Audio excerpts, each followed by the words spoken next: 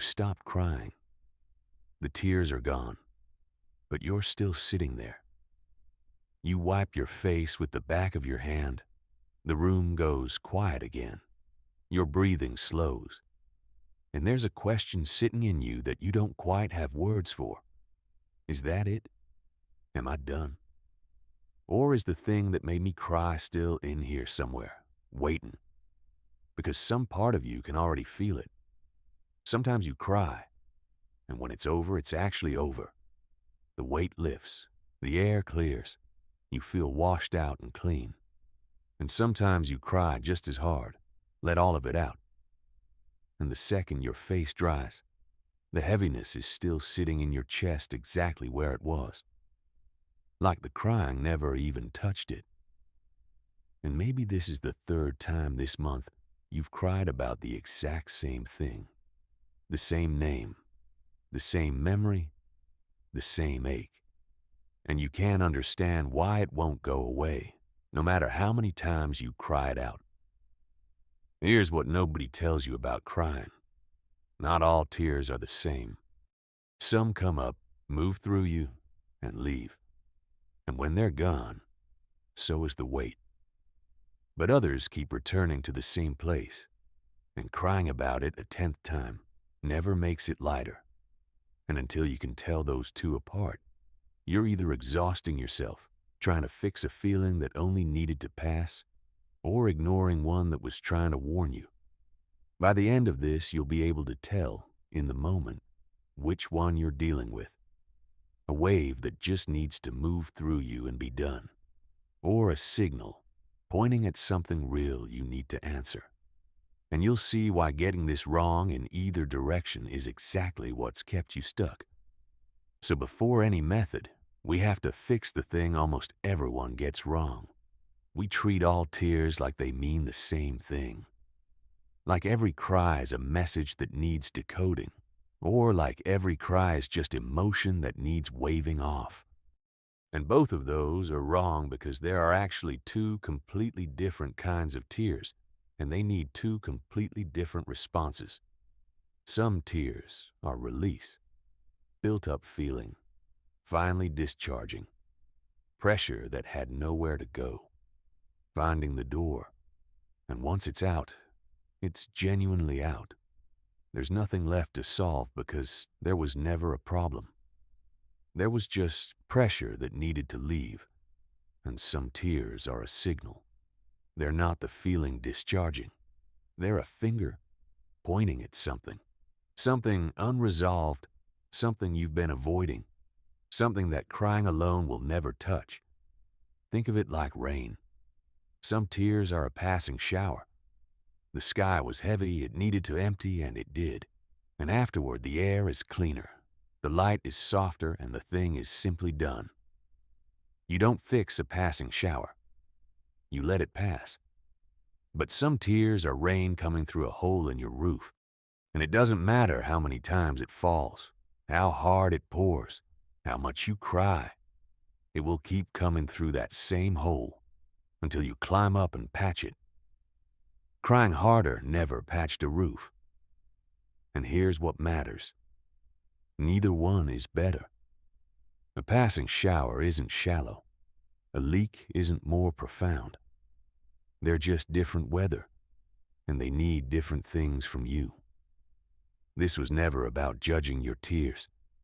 It's about responding to them accurately instead of guessing.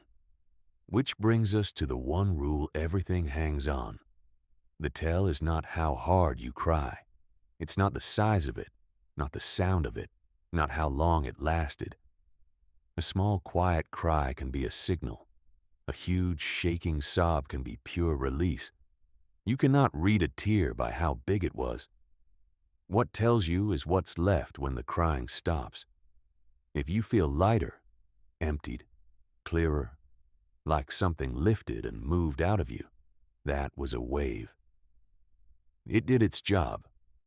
And if the weight is still sitting there, the same as before, completely untouched by all that crying, that's a signal you haven't answered yet, because the weight was never in the tears. It was in the thing the tears were pointing at. So the question stops being what kind of person cries about this and starts being which kind of tear is this and what does it actually need from me? And there's a simple way to find out. 5 moves. You don't run them mid-cry. You can't read a tear while you're still inside it. You run them after. The first thing you do once it rises is let the wave finish before you judge it. Don't reach for meaning while you're still in the middle of it. Let it crest. Let it pass. The reading comes after, never during. So tell yourself, I'll figure out what that was once it's done, not while it's happening. Then run the after test. This is the clearest tell you have. When it passes, check your body. Release leaves you lighter, emptied out, almost clean, like air after rain. A signal leaves the heaviness sitting exactly where it started. So ask yourself, plainly, do I feel lighter now, or is the weight still right where it was? Then check whether it repeats. A one-time wave usually just needed to move through you and go. But the same tears, returning to the same name, the same situation, the same ache, again and again, that's not weather. That's a leak. Recurrence is the signal. So ask, is this the first time or the 5th time I've cried about this exact thing? Then look for the door it's pointing at. A signal always points somewhere you could actually act. A boundary you need to set. A conversation you've been avoiding. A need you keep ignoring. A truth you already know and won't say out loud. Release points at nothing you could fix. A song, a memory, a wave of overflow with no door behind it. So ask, is there something here I could actually do something about? Or did this just need to come out? And then the last move. Answer the signal and let the rest be weather. If it's a signal, you take one true step toward the door it pointed at. One honest action, not a perfect one. And if it's release, you let yourself fully off the hook. No analysis, no hunting for a hidden meaning. Not every tear is a problem to solve. So you tell yourself, this one needs an answer. That one just needed the rain. Now, here's where it goes deeper. Because this isn't really about one cry on one night. It's about a habit you carry your whole life. And most people get it backwards in one of 2 ways. Some people treat every tear as a crisis to solve. Every time they cry, they go hunting for the problem, dissecting feelings that only ever needed to pass, exhausting themselves looking for a leak in what was only ever a passing shower. They never let the rain just be rain. And some people do the opposite. Every tear is just emotion, I'm fine. And they wave it all off, including the signals. The same tears come back, and back, and back, and they keep calling it being emotional, until something real breaks. The burnout they didn't catch, the boundary they never set, the relationship that quietly came apart while they told themselves it was nothing. The skill is discernment, not one verdict you stamp on all of it. An honest, ongoing relationship with your own crying, listening to it, instead of fearing it or dismissing it. And there's one signal that matters more than all the others.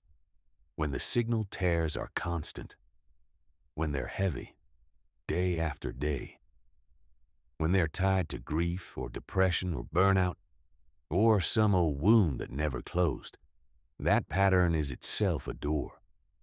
And sometimes the truest action behind that door is reaching for real support. A person you trust. A professional who knows how to help you patch a roof you can't reach alone. That is not failing the test. That is passing it. That's reading the signal correctly and answering it honestly.